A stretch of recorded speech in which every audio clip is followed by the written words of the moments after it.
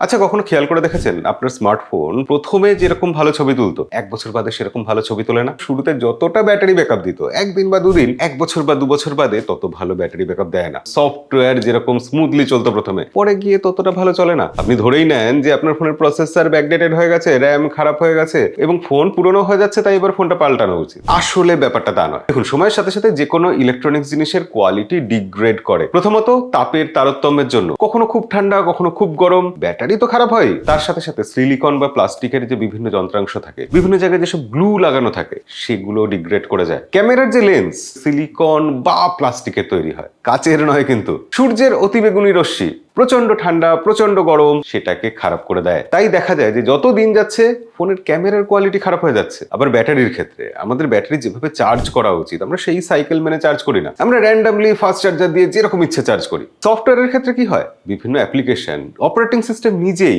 Junk file জমা করতে থাকে। কখনো কখনো ফোন রিসেট করা দরকার এই সমস্যা থেকে মুক্তি পাওয়ার জন্য, এবং তারপর দেখবেন ফোন আবার আগের মতো স্মুথ চলছে, অন্তত সফটওয়্যারের ক্ষেত্রে। দেখুন, এটা মানতেই হবে যে সময়ের সাথে সাথে ফোনের বিভিন্ন পার্টসের যন্ত্রাংশের কোয়ালিটি খারাপ হতে থাকে। খেয়াল রেখে যত্ন নিয়ে ফোন ইউজ করলেই একটা স্মার্টফোন দীর্ঘদিন ধরে চালানো যায়। এই ব্যাপারে আপনার কি মতামত কমেন্টে লিখে জানাবেন, আর এরকম আরো ভিডিও দেখার জন্য আমাদেরকে আনন্দবাজার.com ফলো করে রাখবেন।